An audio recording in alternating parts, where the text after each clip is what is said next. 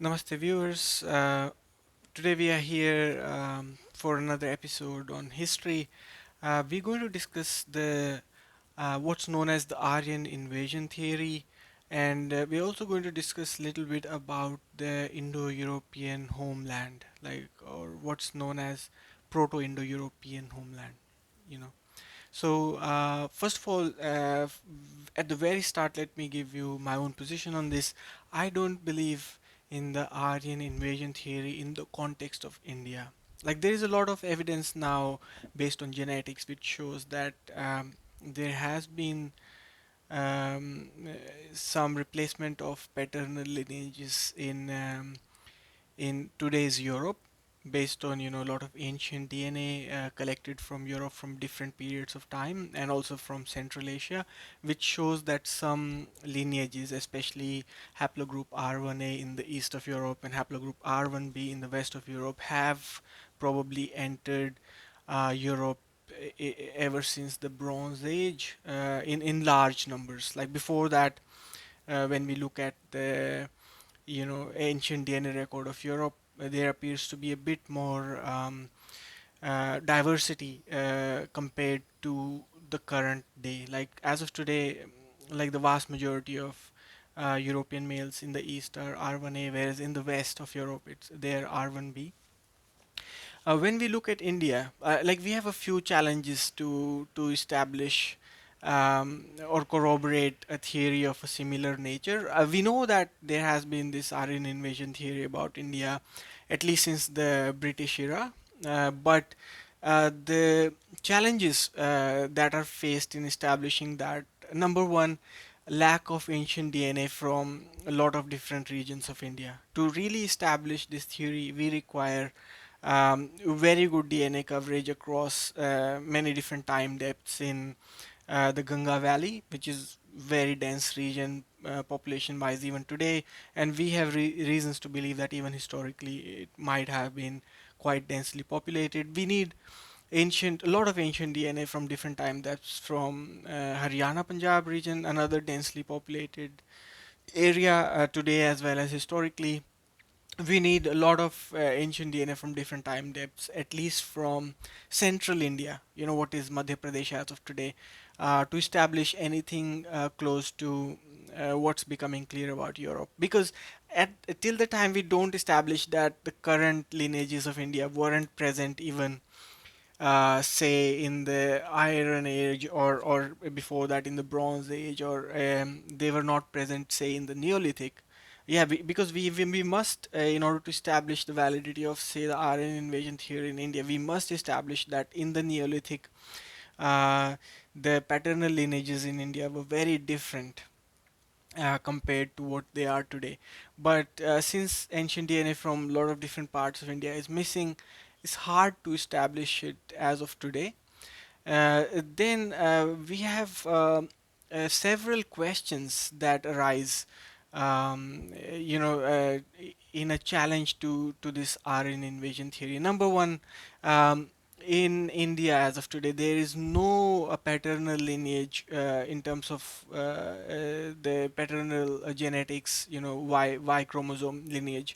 There is no one lineage that's dominating either the north of India or the south of India. Like there is a lot of R1A, say, in parts of India, but then if as soon as we look at say a place like Punjab, Haryana, which would be very critical to prove that one lineage really, came out on top, then we find that it's not at all clear because in the current paternal lines in Punjab, Haryana area, haplogroup L is nearly as strong as haplogroup R1A.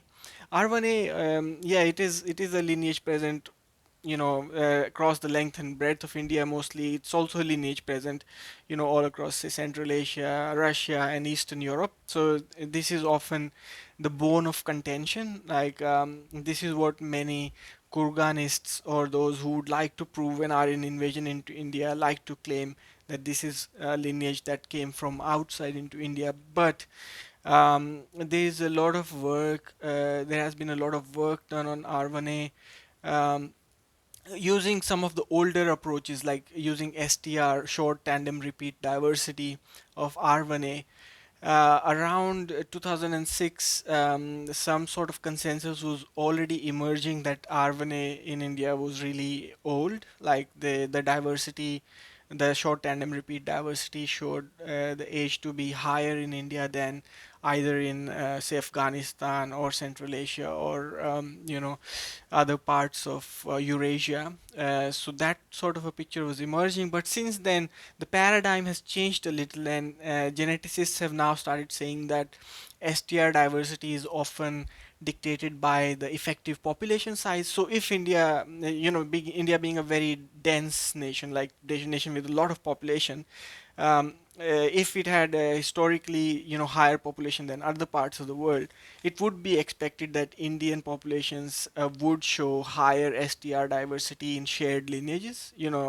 So using that, these results that were emerging around 2006-7 have been recently rejected by geneticists on a consensus basis, but uh, there is new research which is yet to be published, which shows that Indian R1A is not just Z93. Now, Z93, R1A Z93 is the most common type of R1A which is available in. It's basically a downstream marker. Like, say, if R1A uh, is here, then there were many branches that split from R1A, say R1A1, R1A2, etc. So, or R1A1A, A1B. So those sort of branches. So India has a particular type which is identified by the mutation Z93.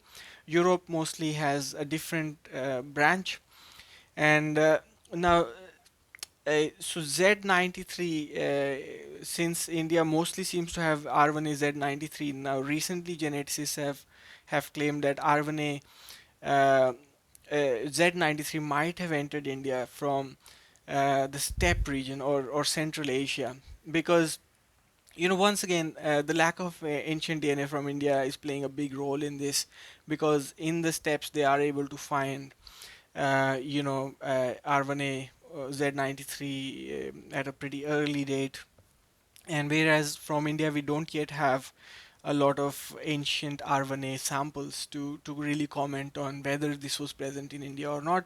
But we have some other indications, like based on the current population of India.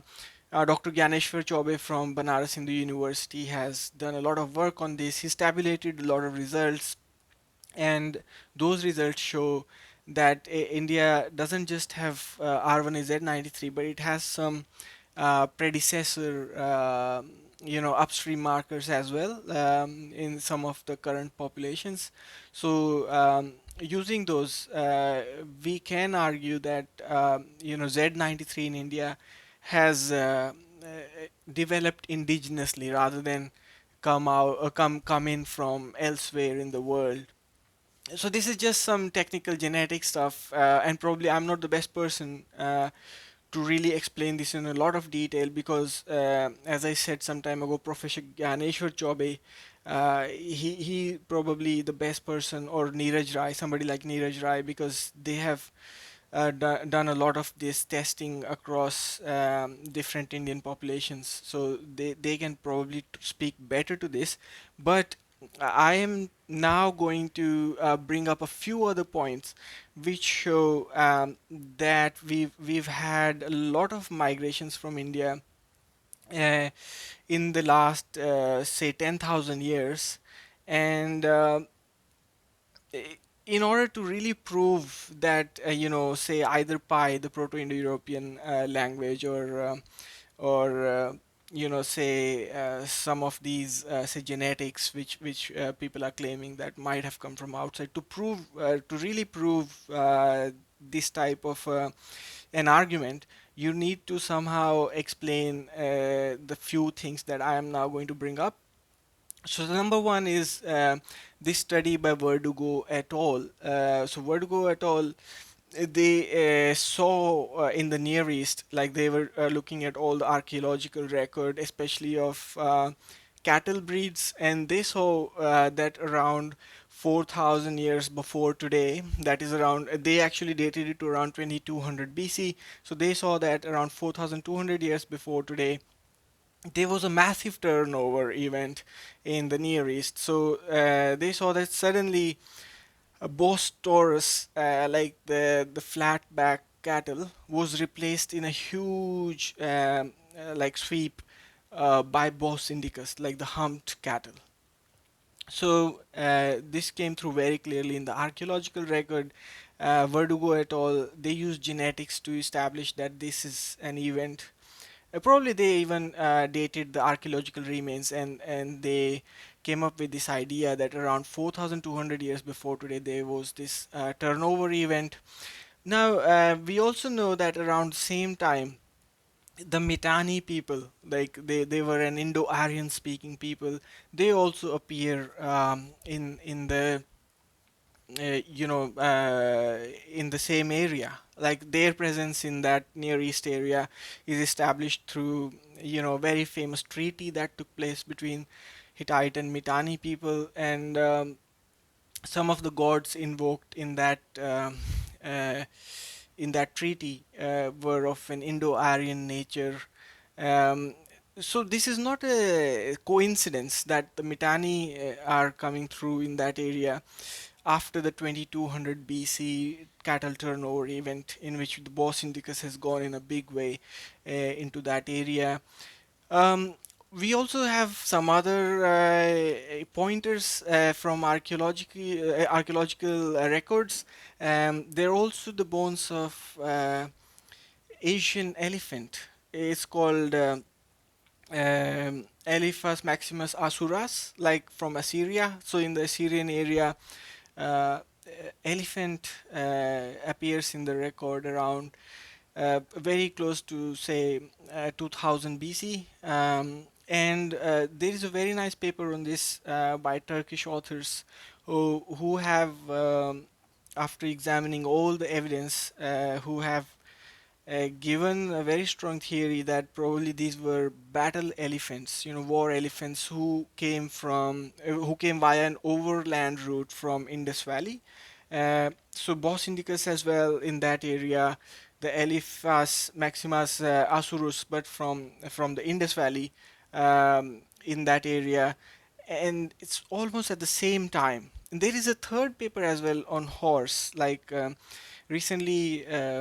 Some geneticists have also shown that in the Caucasus area, the domestic horse, modern domestic horse, has only entered around 2100 or 2000 BC. So once again, it's the same date as the appearance of Bos Indicus in a huge way, just replacing Bos Taurus, the appearance of the Indian elephant, war elephant, then the war horse probably from the Indian side as well, because it's very well known.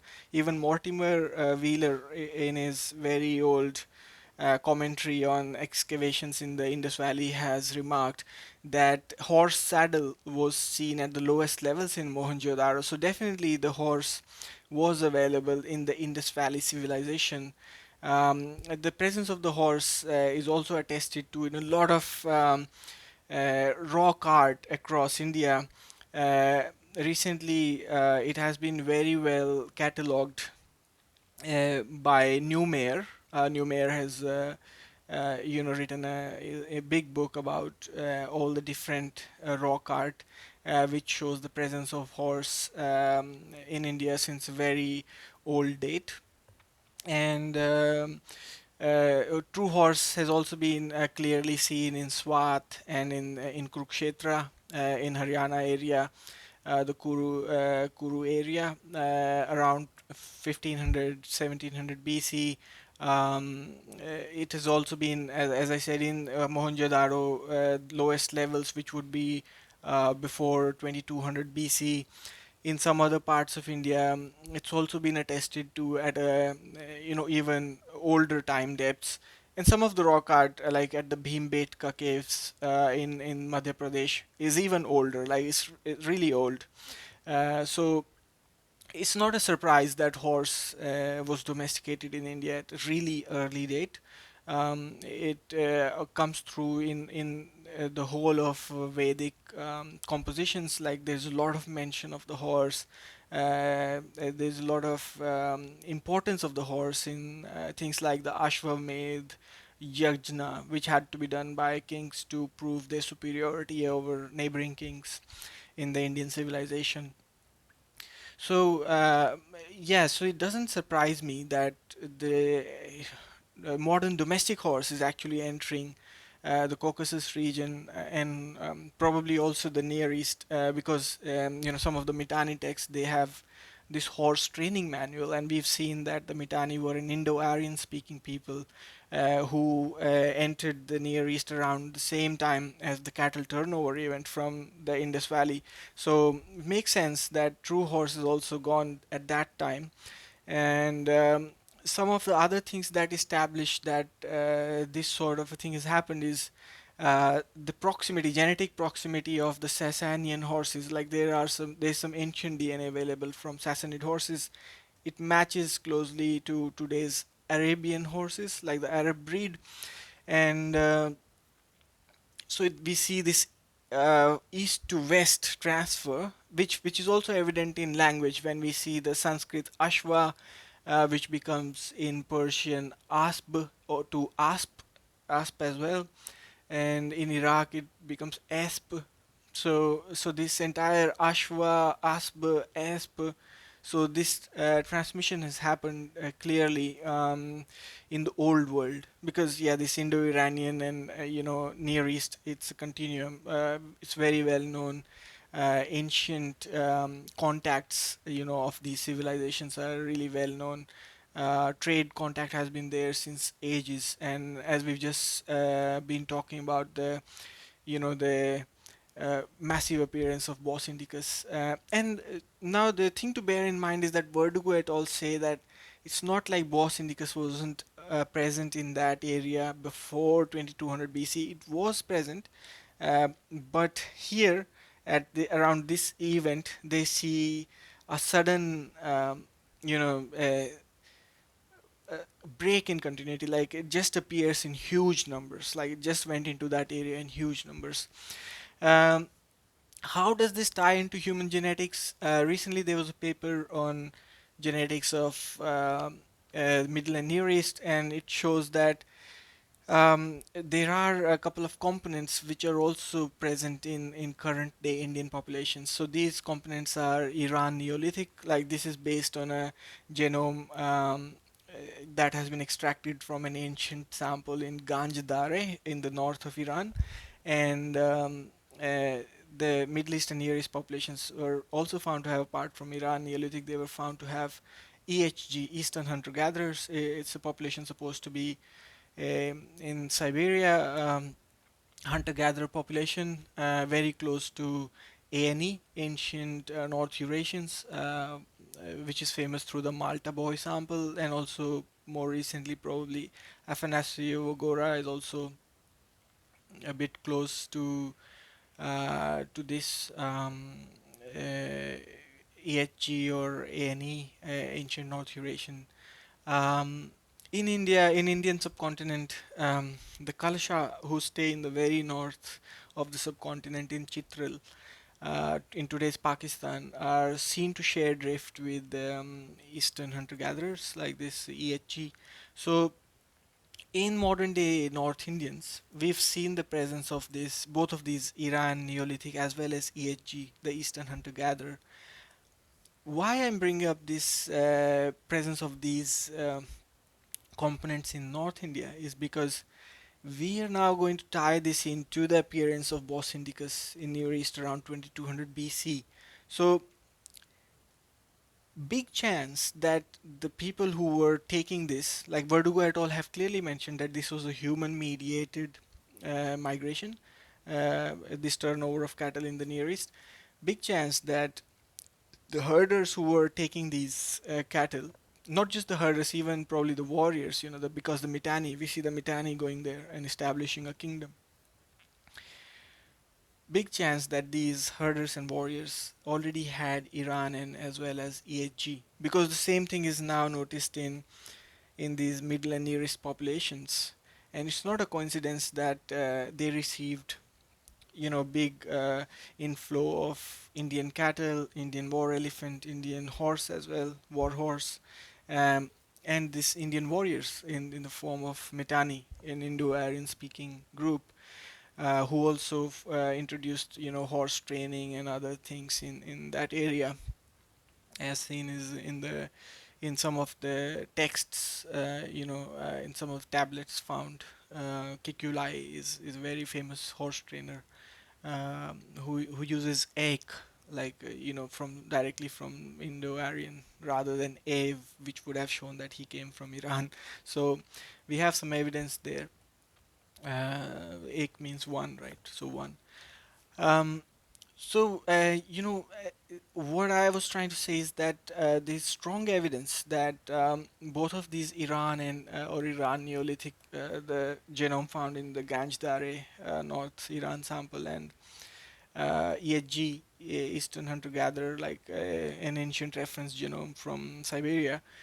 Um, Both of these components are present in North Indians, and since we are also seeing it in the area where Bos Indicus went in 2200 BC, and also Indian war elephants, Indian warriors, and Indian war horses, uh, we have a direct corroboration here of the fact that these components were already present in the Indian population, or the population that around that time affected the Near East, because we find the same components entering into the Arabs and the other people living in that area. As of today, we are able to observe these components, and we are also able to observe these components in North Indian populations.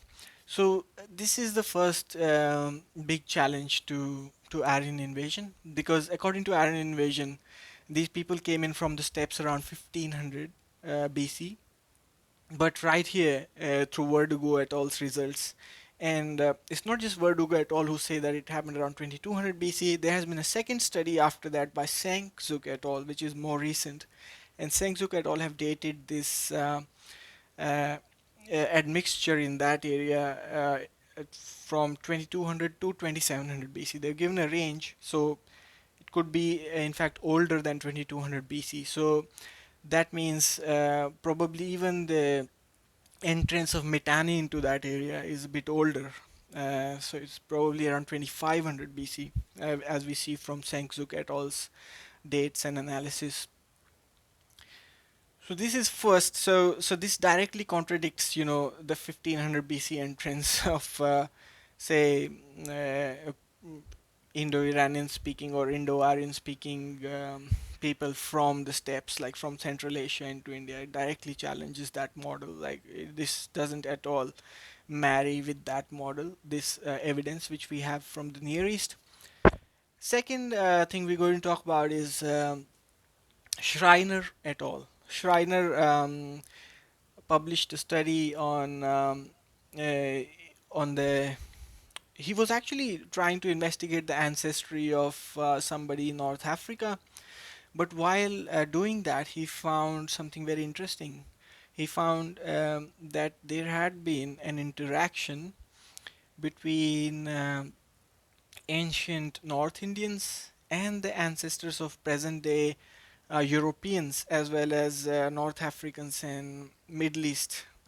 This Levantine, North Africa, Eurasia, or Europe, Middle East, Near East, like Levantine region and North Africa. This entire, if you think that they had a similar ancestry, he Schreiner found in his investigations that uh, ancient North Indians had a very early interaction with the ancestors of this group of Europeans, Levantine and North Africans, and we also see this come through once again in cattle across Africa, because we find that the cattle in Africa, almost in most parts of Africa, but especially North and East Africa, it has a very high component of Bos indicus genome. Once again, like the Indian cow genome is ever present in many different varieties of cattle in Africa.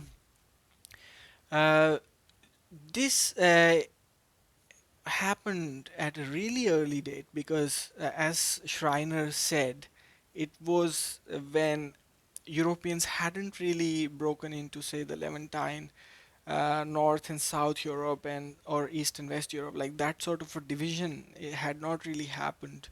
So when can that be? It definitely, I think, it's an event before the Bronze Age. So directly lands us in the Neolithic. So yes, so the ancient North Indians had an interaction and left an imprint there.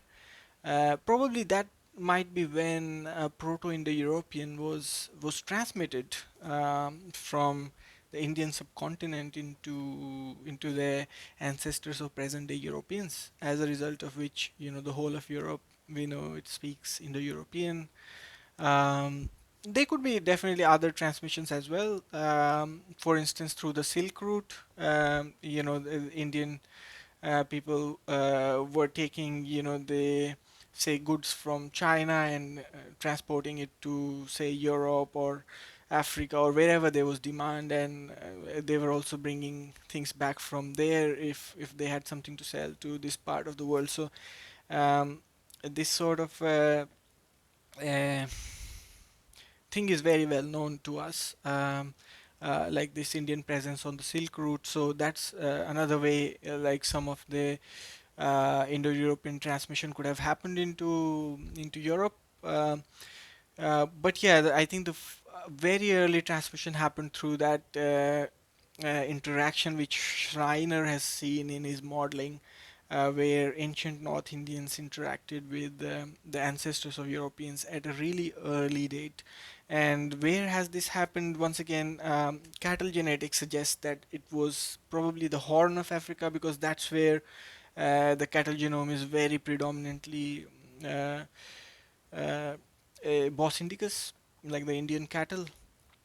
Uh, but North Africa is another possible area, like if they entered into Egypt, and yeah, because some of the uh, uh, DNA found in Egyptian mummies, like the even the R1b found there is an Asian R1b, and we've seen in the subcontinent the presence of R1b PH155, which is a really um, old form of R1b, which doesn't derive from the European R1b, West European R1b, and this PH155 R1b appears to have gone from the Indus Valley to the northern hills, like it's also found in Ladakh and Bhutan, and from there it's gone to Tarim Basin, and from the Tarim Basin it's gone with the Osmanli Turks, who made a big Turkish sultanate uh, into the present-day Turkey area. So um, that's the hypothesis we have on the spread of R1b PH155. So it's possible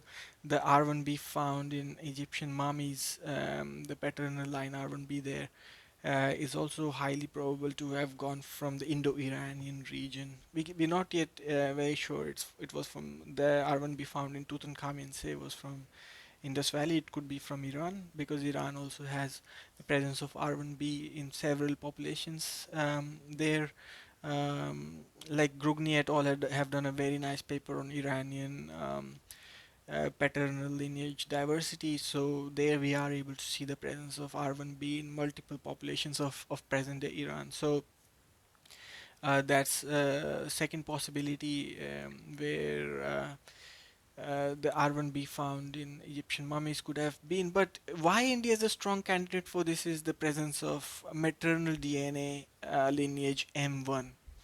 Now, haplogroup M, maternal, is very well known to be widespread across the Indian subcontinent. It's present all over India. It's also there in a major proportion in Bangladesh, and uh, one of only one lineage of haplogroup M, maternal M1, is there in Egypt, and it's there since old times. Like the presence of M1 in Africa is definitely even pre-Neolithic. like there have been some papers that show that haplogroup M1 maternal has participated in the Neolithic colonization of the Sahara Desert, like the whole of North Africa.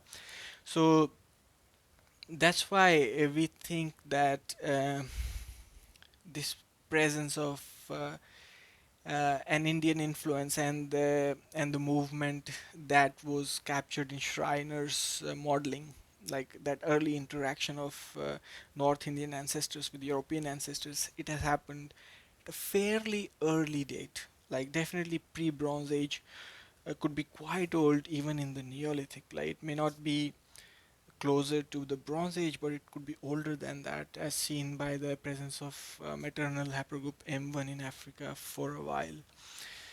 Um, so this again, this movement is what, in my opinion, was the movement that took basal Eurasian lineages into that North and East Africa area, and these basal Eurasian lineages had a major impact on the later culture of Europe.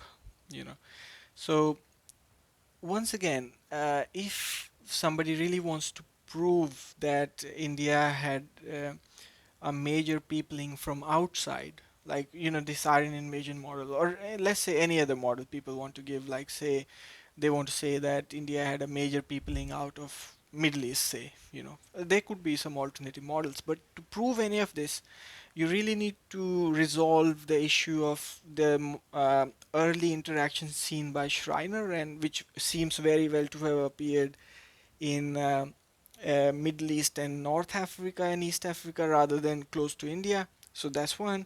And second one is the Near East movement seen in Verdugo et al. And Senkzuk et al.'s work.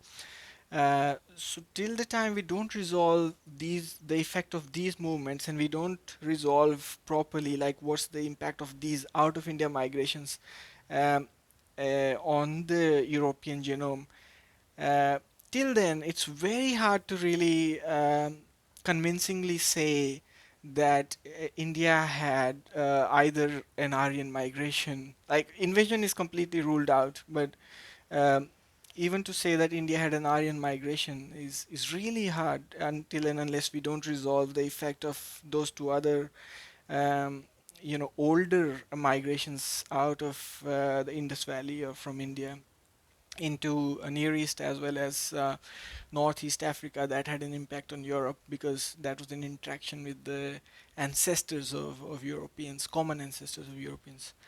So yeah, these are some of my thoughts, and I think I've made it pretty clear why I don't believe in the Aryan invasion or migration model.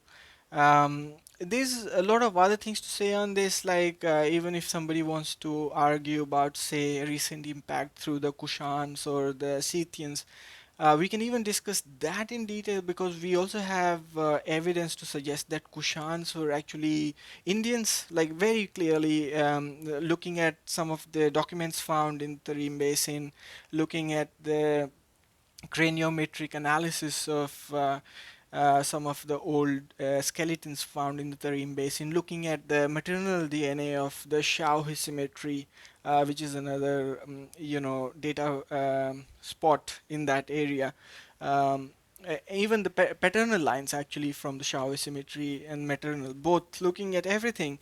Um, these are very strong, argument to be made for an Indian impact on that area from a fairly early date, which would tie in very well with the an early movement of these Bos Indicus herders into Near East as well. Because if we take that 2200 to 2700 BC window as the time when these people were migrating out, it's highly possible that they won't just migrate towards the west, like into Near East. They could also have, once they reach the inner mountain corridor, like say they elevate enough to reach, say, present day Bactria and that area, it's very easy for them to also go east, apart from going west. So um, Yeah, so we see this. We see strong basis for an Indian input into the Tarim Basin as well since a fairly early date. So, based on all of this, like we are able to nearly rule out either a more ancient impact on say the North Indian genome, or a more recent one, because as we've just discussed, the Kushans were probably Indians, and there are even other pointers in literature, like there is work done by Professor Ludus and Oral Stein that show that both Lolan, which is a very famous center in Tarim Basin on the Silk Route, very rich city, as well as Khotan, another important place on the Silk Road. Both of these had major impact from the Indian subcontinent, at least since 500 BC. So much so that the ruling dispensation in that entire area, as well as Kashgar and other parts of southern Central Asia, was all Indian. And this was not just so, say, at 500 BC date, but it was so till the time Islam arrived in all of these areas. Like the ruling dispensation, the royalty continued to be Indian for a while in all of this entire belt. So, based on all of these points that I've enumerated, like the Near East event around 2200 to 2700 BC, the older event into North and East Africa, which had an interaction with the ancestors of present day Europeans. So, essentially, later they went into Europe as well. Probably um, the spread of farming into Europe was probably out of this population, which had been impacted by that early interaction with North Indians. And so we have the Near East event, 2200 BC. We have the older event, which affected the EEF, like the farming ancestry, which entered Europe from Middle and Near East. Um, uh, and then we have the entire evidence we have from the Tarim Basin area, which appears to have had a major inflow from India, from I would say from 3000 BC to much more recently, and so much so that the royalty of that area, like that is um, the top, like the dominant social groups in that area were all Indian till much more recently.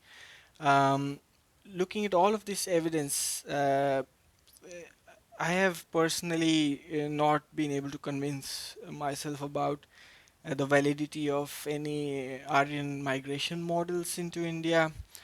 Um, of course, like a lot of investigation is still going on, but I think I have made myself sufficiently clear, and I've given my reasons quite clearly in this video. So if any of you have comments, please drop them below. And namaste. I hope that you enjoyed this video. If you have questions, you can ask me in the comments. Please hit like or subscribe to my channel, guys, if you like my views on this topic. And of course, if you have a lot of questions, we might make another video to address them later. Thank you.